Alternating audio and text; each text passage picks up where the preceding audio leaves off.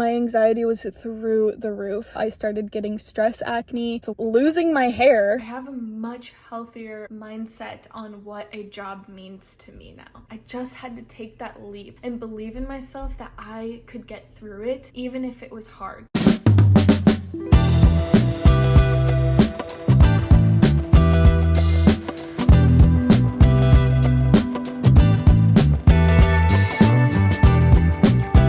Got all ready. I just made sure to eat a little something before my coffee.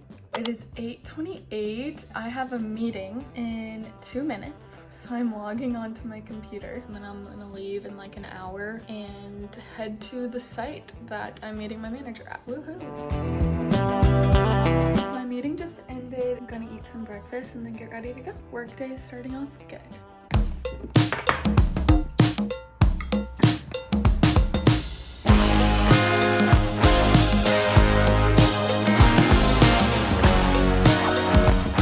Are on our way. This is definitely not a typical day of work. I'm an environmental health and safety specialist. That is my job. I wanted to talk a little bit about leaving a toxic workplace because I was in a toxic workplace for over a year, and how I found this job, which, as you can tell, I'm very chill about. I really like. I want to chat about that. If you're new here, my name is MacKenzie Mae. I am 24. I like to make videos documenting my wellness journey. Finding this job is definitely something that has to do with my wellness journey and my overall well-being.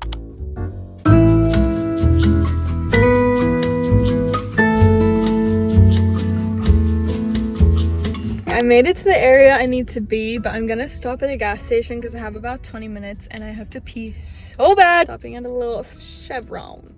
I got some Tic Tacs, but I don't like to go into places and use the bathroom without buying something. Okay, it is 11:50 and I have finally made it down to the site. Before I go in, I just wanted to start the conversation about how I left a toxic workplace and where I'm at now. I worked at a place for almost a year and a half that was so toxic for me. I worked at a manufacturing plant. It was basically expected to work overtime. It was expected that you don't really have work-life balance at all. You were supposed to do whatever they told you to do. I endured a lot of harassment. I had to make a ton of reports to HR. I experienced retaliation for those reports from fellow coworkers. Every single day, I was incredibly anxious to just go in and not know what inappropriate thing was going to be said to me that day. I was one out of maybe 25 women there, and there were over 200 employees. So there were almost no women, especially no young women. I started there at 22 years old. I moved to California from Missouri to start this job, and I knew nobody here. It got to the point where I was waking up every single morning just bawling my eyes out, knowing that I had to go into that toxic place. Granted, at least I did have some great people there that helped me get through it and encouraged me to report these harassment claims. After a year and a half there, I decided it was too much. I started getting stress acne, sweating in my sleep,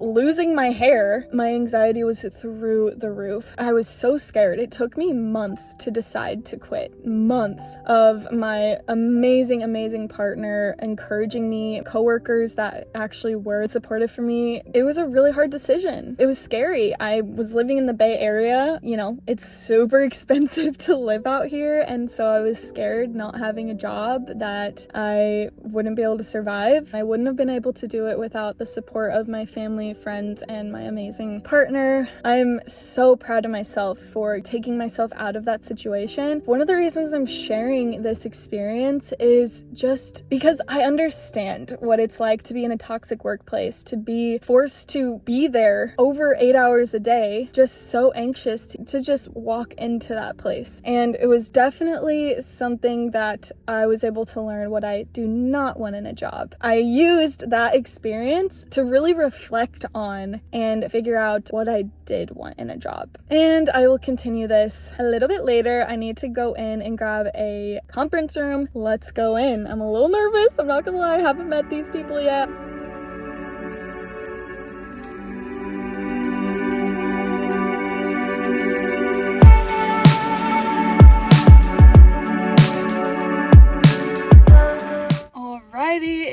2:30. My work day is done. Pretty nice, I'm not gonna lie. I'm going to head over to my favorite restaurant, and it just so happens that it's like 5 minutes away from here. We're gonna go there, and then I'm gonna continue my chat about leaving the toxic workplace and now where I'm at today. Yum! Oh my gosh. This is what I got. To continue my little conversation about leaving a toxic workplace, like I said, that was terrible for me. I had to make the decision to leave, and it was tough, but I could not be more grateful to this day. I just want you to know there are always options. It might not be an easy option, it might be harder, but you gotta pick your hard. It's hard to be in a toxic workplace, and it's hard to find a new job. Which hard do you want to do? I chose to leave the toxic workplace. Thankfully, since I had money saved up, I actually ended up taking a full year off of a full-time job. What did I do with this entire year off work? Your girl started a podcast, became a barista, did more therapy, spent 6 weeks at home. She went on a retreat. Through that entire year, I was constantly reflecting, really trying to understand myself, what I need, what I want out of a job, what it means to me, all of my boundaries with my job. And through all of that, I finally made it to the position I'm in now that is incredibly healthy. A couple things I learned. I need a healthy environment, good energy, good people, work-life balance.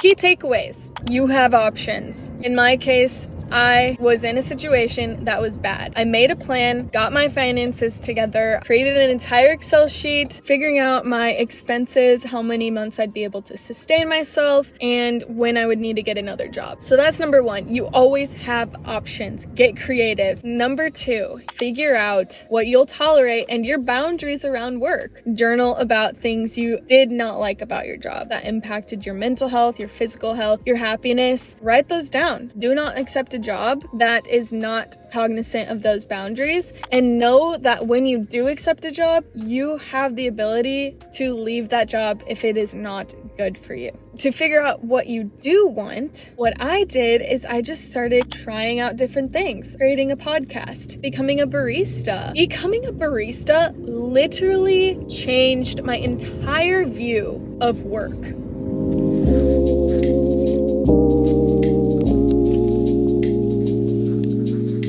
I just made it home. It is 3:43 and I've got to eat some food.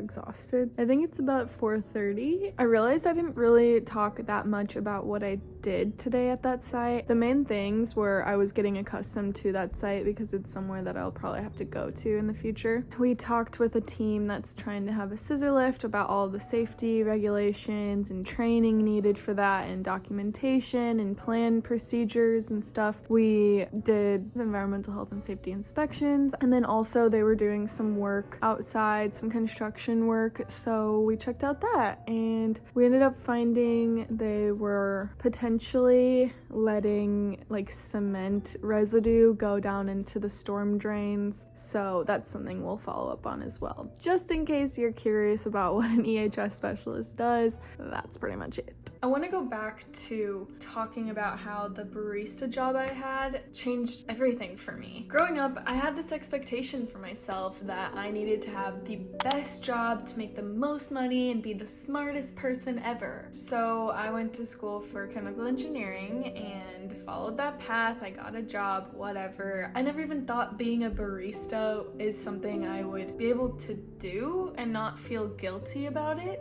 In a weird way, I don't know if that makes sense. It took a lot for me to be able to accept a job like that instead of going back into a full-time corporate technical type job. And so that was the first thing that I was able to break down. Something I learned from this job: a workplace can have an incredibly healthy, vibrant, engaging environment. It doesn't have to be all serious and boring. Everyone I work with there is so amazing. Not every day is gonna be the best day ever, so there were still challenges, but for the most part I was happy going into work every day, which I hadn't really experienced ever before. I was able to form a community around myself. My manager there is just such a great person. My past managers were chill, but this is the first manager that I was like, oh my gosh, like I actually align with this person and feel very comfortable in their presence. And it was more so I was a part of a team instead of like a small little insignificant person that just is always in the way. I don't know, that sounds really messed up, but that's how I felt. It taught me work can be healthy, I can enjoy work, I can choose a workplace with people like-minded to me. I really needed that after being in such a toxic workplace. However, a barista job in the Bay Area is not enough to sustain. So as I'm doing my podcast and being a barista, I'm basically just maintaining my financial state, but then student loans start kicking in and I'm like, oh shoot. They were paused because of COVID, and this last year they just now got reinstated. So I was like, all right, well, gotta get another full-time job. But this time I knew exactly what I was looking for. I knew my boundaries, and this is how I went about it. I journaled a ton. I talked with my support system. I knew going into it, my job doesn't have to be my whole life, you know? It can be a portion of my life, something that enables me to invest in other areas of my life that I really enjoy. I was willing to take sacrifices in order to fit my lifestyle more. I personally am not trying to have a career of environmental health and safety. It is something that is helping me financially sustain myself at this point in my life, but I have much different passions and dreams for myself than my college degree gave me the credentials for. I had to realize that work didn't have to be my entire life, my entire purpose, and I have a much healthier mindset on what a job means to me now. So when I was offered this position, I'm not going to tell you where I work, but it is an environmental health and safety job. It's a hybrid job. It's a 980 schedule. So every Monday through Thursday, I work 9 hours, and then every other Friday, I work 8 hours, and the other Friday I get off. And I love that. It gives me a long weekend every other week. There's, snacks. The environment is great. Everyone there is so sweet. It's comfortable for me, and I definitely am around people my age, a lot more women. I have an amazing manager. I'm sharing all of this because I wish that I had a video like this when I was going through the most difficult time. My toxic workplace was the first full-time job I ever had. I had no other reference to go off of. I didn't realize that that wasn't a normal type of workplace. I got to know myself and figured out that I have choices. I just had to take that leap, take that risk, and believe in myself that I could get through it, even if it was hard, because it was harder being stuck in a toxic workplace than it was to go on this endeavor of taking a year away, being a little financially stressed for sure, and now finding a job that is great for me and my mental health and my physical health, and it just works with my lifestyle, and it gives me the energy now to have my own YouTube channel, which is something I have always wanted to do. Let this be inspiration for you. If you're in a work situation that is unhealthy for you, you are anxious every day, you are depressed, it is not something that is fulfilling you in any way, please let this be your sign.